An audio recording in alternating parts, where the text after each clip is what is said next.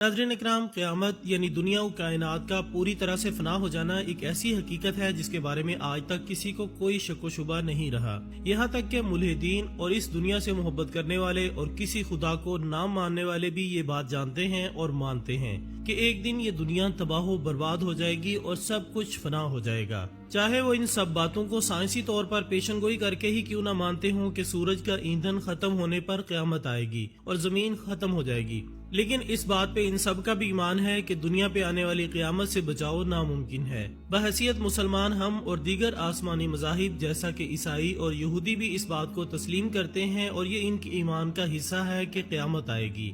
आज की इस वीडियो में हम आपको बताएंगे कि नबी पाक सल्लल्लाहु अलैहि वसल्लम ने क़यामत की आमद से मुतालिक कौन कौन सी पेशनगोइयां फरमा रखी हैं और इन पेशनगोइयों में क़यामत की अलामात कुबरा से पहले आने वाला आखिरी रमजान किस तरह से अहमियत का हामिल होगा। इस रमजान में ऐसी कौन कौन सी निशानियों का ज़हूर होगा कि जिससे दुनिया का कोई फर्द नहीं बच सकेगा और इन निशानियों से पूरी दुनिया में लोगों पर क्या असरात मुरतब होंगे। हम आपको ये भी बताएंगे कि इस आखिरी रमजान की तमाम अलामात पूरी होने के बाद दुनिया में क्या कुछ ज़हूर पजीर होगा और दुनिया की क्या हालत होगी। इसके साथ साथ वीडियो में हम आपको ये भी बताएंगे कि इन अलामात क़यामत को देखकर नबी पाक सल्लल्लाहु अलैहि वसल्लम ने आखिरी रमजानुल मुबारक में निशानियां देख लेने के बाद एक साल का रिज़्क महफूज जगह पर ज़खीरा कर लेने का हुक्म क्यों दिया। नाज़रीन, अगर हम अहादीस नबी सल्लल्लाहु अलैहि वसल्लम का मुताला करें और क़यामत की निशानियों से मुतल्लिक अहादीस को खूब अच्छी तरह से जांचें तो हमें ये अंदाजा होगा कि अलामत क़यामत तीन तरह की हैं। एक वो अलामत हैं जो कि क़यामत आने से बहुत अरसा पहले ज़हूर पजीर होंगी और कुछ वो अलामत हैं जो कि क़यामत आने से कुछ अरसा पहले ज़हूर पजीर होंगी, जिन्हें अलामत सूरा कहा जाता है। इसके बाद कुछ अलामत ऐसी होंगी जो कि बहुत बड़ी बड़ी अलामत होंगी जिनसे ये जाहिर होगा कि अब क़यामत का वक्त बहुत नजदीक आ चुका है। ऐसी अलामत को अलामत कुबरा कहा जाता है। नाज़रीन, आज की इस वीडियो का मौजू अलामत सूरा में से वो आखिरी अलामत है जिनके बाद अलामत कुबरा का आगाज हो जाएगा। अलामत सूरा में से आखिरी अलामत यानी आखिरी रमजान इस कदर खौफनाक होगा कि पूरी दुनिया हिल कर रह जाएगी। नबी पाक सल्लल्लाहु अलैहि वसल्लम के लाडले और चहेते सहाबी सैयदना अनस बिन मालिक रज़ी अल्लाह ताला अन्हो से रिवायत है कि नबी पाक सल्लल्लाहु अलैहि वसल्लम ने इरशाद फरमाया कि क़यामत के नजदीक दुनिया भर में ज़ल्ज़लों की कसरत हो जाएगी और तब ही आखिरी अलामत यानी उस आखिरी रमजान का ज़हूर होगा, जिसके बाद अलामत कुबरा का आगाज हो जाएगा। इस सिलसिले में सैयद नईम बिन हम्माद रज़ी अल्लाह ताला अन्हो से रिवायत है कि नबी पाक सल्लल्लाहु अलैहि वसल्लम ने इरशाद फरमाया कि इमाम महदी अलैहिस्सलाम के ज़हूर से एक साल पहले का रमजान अपने आप में बहुत बड़ी बड़ी निशानियों के साथ जाहिर होगा। इस आखिरी रमजान में एक बेहद खौफनाक और हैबतनाक आवाज दुनिया भर के लोग सुनेंगे और सब पर ये आवाज का असर अलग अलग होगा।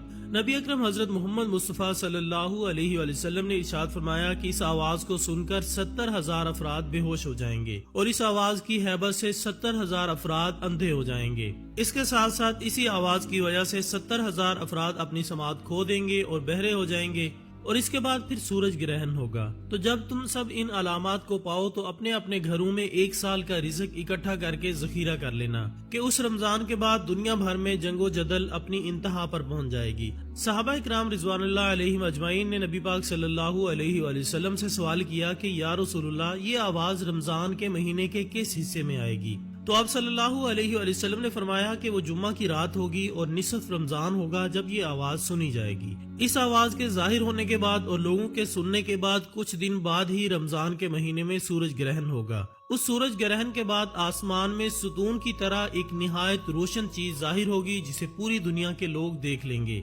लेकिन ना तो इस रोशनी के माखिज का पता लगाया जा सकेगा और ना ही उस हैबतनाक आवाज के बारे में इंसान जान सकेंगे कि ये आवाज कहाँ से आई है। इस अलामत के बाद मुल्क शाम में शदीद खूनरेजी और मुसलमानों का कत्लेआम शुरू हो जाएगा और इसके साथ साथ खरासान से काले झंडे भी निकलेंगे। जब खरासान से काले झंडे निकल आएंगे तो फिर मेरी औलाद में से इमाम महदी अलैहिस्सलाम का ज़हूर होगा जो कि तमाम मुसलमानों के साथ मिलकर कुफार और मुशरिकीन से जंग करेंगे। सहाबा किराम रिज़वानुल्लाह अलैहिम अजमईन ने दरियाफ्त किया कि या रसूलुल्लाह सल्लल्लाहु अलैहि वसल्लम, उस आवाज से बचने के लिए मुसलमानों को क्या करना होगा?